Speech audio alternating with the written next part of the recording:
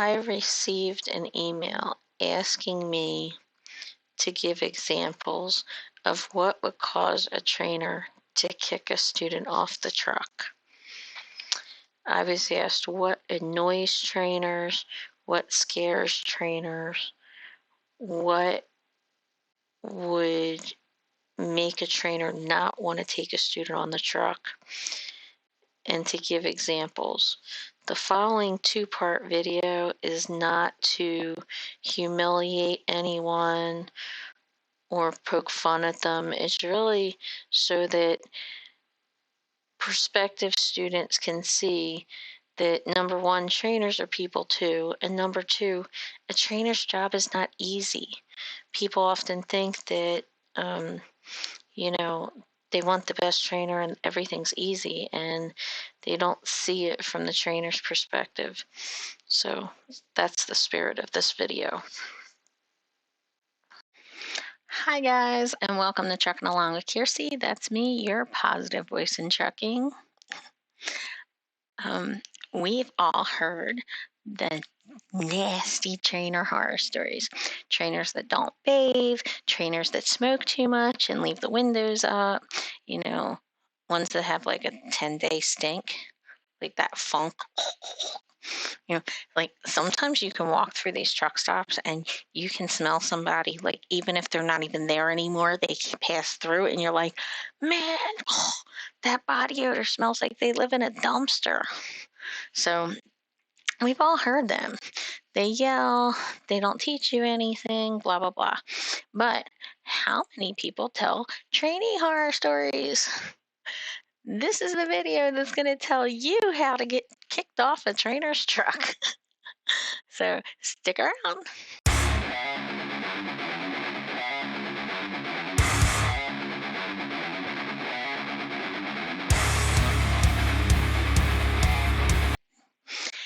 If you have been a trainer at either a CDL school or an over-the-road company, somebody of new drivers that never had experience in trucking before, then comment down below and let me know what qualities do you think cause you to kick a student out of the program or off your truck, or have actually happened where you kicked somebody off the truck. Over the years, I've had some really great students, and I've had some really bad students. I've had some nasty people who were safe drivers, and I've had some really nice people that were terrifying drivers. Terrifying. And there have been a few that I didn't even let on the truck because their attitude just preceded them, and I was like, oh no, I'm not putting up with 2 or 3 months of that. Oh no, go, go, go. So, I thought it'd be cool to talk about a couple things. I was given the phone number of a driver who recently completed their CDL exam, graduated from CDL school. And when I called her, I asked her, what is it that you're most nervous about? Because people usually say backing, or they say crazy trainer. They don't want to say crazy trainer, but that's what they're thinking. There's going to be things that you're nervous about. And if I know what it is that they're uncomfortable about, I can calm them down. So I asked this woman, what makes you the most nervous about being on the road, the idea of going into training? And she said to me, nothing really. What? And she's like, no, I'm not really scared. I just want to get it over with. Well, lady, you just terrified me. Because you should be scared. You need to know you can kill somebody with that 80,000-pound killing machine. So I need you to be a little bit nervous. Just a little bit. I'm not saying you have to be like terrified, like white knuckling it. Oh, look, the whole camera just moved because I'm using my laptop, sorry. But you don't have to be like this and white knuckling it, but at least be a little bit nervous. Because if you're a little nervous, then at least tells me you have a brain in your head. So I was like, okay, this one's a little iffy.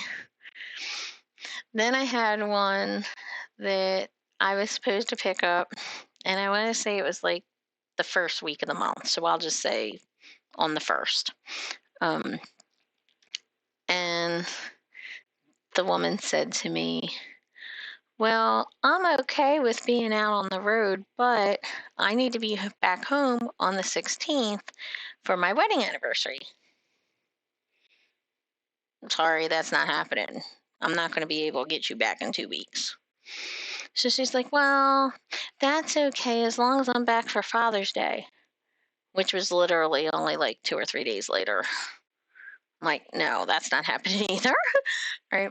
So as I'm wind up talking to her, and I'm trying to explain that's not the way this is going to work. I'll be able to get her back like once every 4 weeks or so, and then I'll go home and then I'll come back and pick her up. So usually my students are home anywhere for 7 to 10 days because it's going to take me time to get home and then come back and get them. So, after we're talking on the phone for over an hour, she finally tells me that she had an eye exam on the 5th, and that she broke her glasses and had to get them replaced. So she expected me to pick her up on the 1st, get her back on the 4th so she could get her eye exam on the 5th, then pick her back up on the 5th night or the 6th or whatever, then have her back home in 10 days so she could be home for the wedding anniversary. If you have all that stuff going on, just don't even come to trucking yet. Get everything done before you even come in. And the truth of the matter is, if you don't understand that training is going to need to be a major priority in your life for a short amount of time, then don't even go into trucking. You're not going to make it. And that's not trying to be mean. It's trying to say that you need to have certain priorities in place to understand, this is a serious job, that you can kill people. You can wind up in jail, prison, for killing somebody. Who wants to do that? Nobody. So it's something you have to take seriously. Then I had another student that absolutely terrified me. This person didn't know what the double solid yellow lines were. Seriously? I'm like, excuse me, could you get on the right side of the lines? You're in the oncoming traffic lane. Oh, I didn't know. Person didn't know their left from their right. No lie. After a few days with this person on my truck, I had to say my side, your side. So if you're coming into trucking, please learn your left from your right. That helps. Stay off the cell phone. I mean, seriously, people don't understand that if you have your face buried in your phone for 5 seconds, that's 5 seconds you're not looking in your mirrors. You constantly have to be looking in those mirrors. So I have one student that I was sitting right next to them, and they picked up their phone, and not supposed to be doing this. And, we have our phones on the automated thing. So you hit the button and you say, okay, called mom, and then the phone dials. Well, this person didn't have that activated, picks up the phone, is scrolling through, hits the contacts button, starts scrolling through, and then hits that button, and then has to move over and then start reading the text and then called. And I'm sitting here, and while they're doing this, I counted how many seconds, and I'm looking in the mirrors to make sure nobody's around. And I finally just went, bam! You just killed a family for you in a Toyota. And the driver looks and goes, there's nobody around. I said, but you didn't know that because you never looked in your mirrors. So then I thought, okay, this person's not taking this seriously. I explained to them, you're not to be driving and on the phone on my truck. You're not to be hitting buttons on the phone. You're not to be talking on the phone. You're not to accept a call on the phone. Just no. No, no, no. That's not going to happen. No. It's one thing to be listening to music while you're driving. That's not interactive. But when you're taking phone calls and you're having arguments with your wife or your girlfriend or whoever, you're just getting upset and you're going to cause a distraction and you're going to cause an accident. In addition to that, it's my truck. It's not your truck. So what you do on your truck is your problem. What you do on my truck is mine. And my truck doesn't have to be your truck for very long. If you think you're going to be talking on the phone like that, sorry, no. So, like this one person, like, I thought I got my message across, and going like this in a construction zone. Like, what are you doing? You cannot be taking videos in a construction zone. The response I got was, oh no, it was pictures.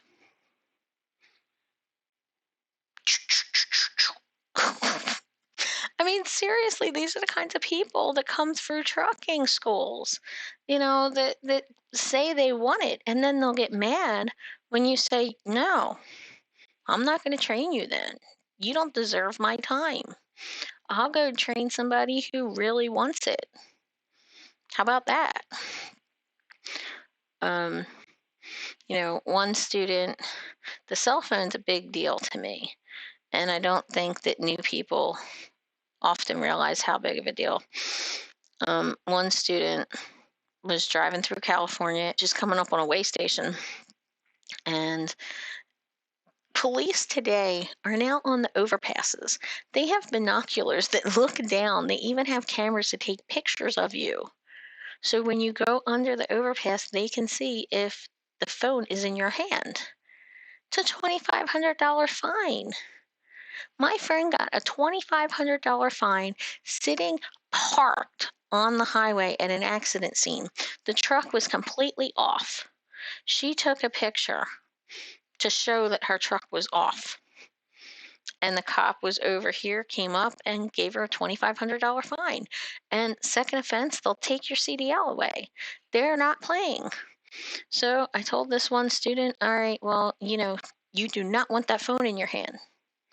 There's a way station up here. They got binoculars. They will ticket you. They will pull you in. They will inspect you just to find something wrong with the truck. You do not want this. The response I got was, well, how far ahead is the way station? Doesn't matter. It doesn't matter.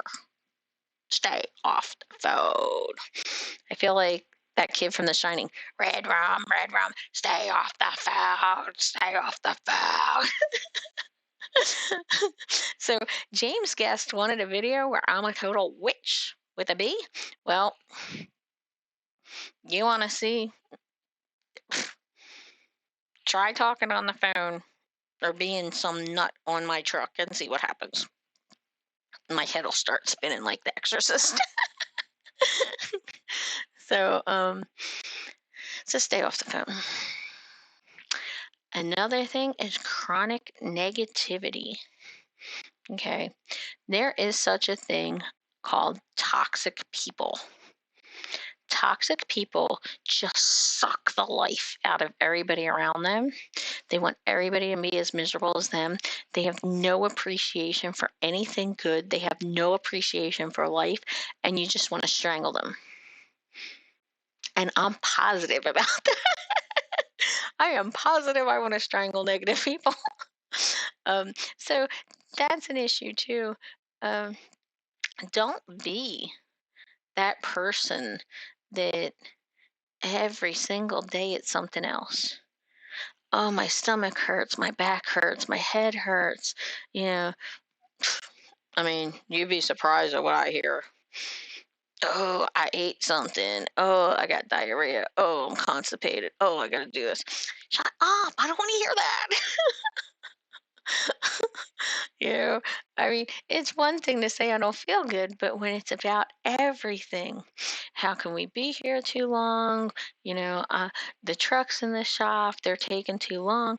Okay, you're getting paid $100 a day to sit and do nothing, and you're getting a free hotel room. So shut up. Just shut up. I mean,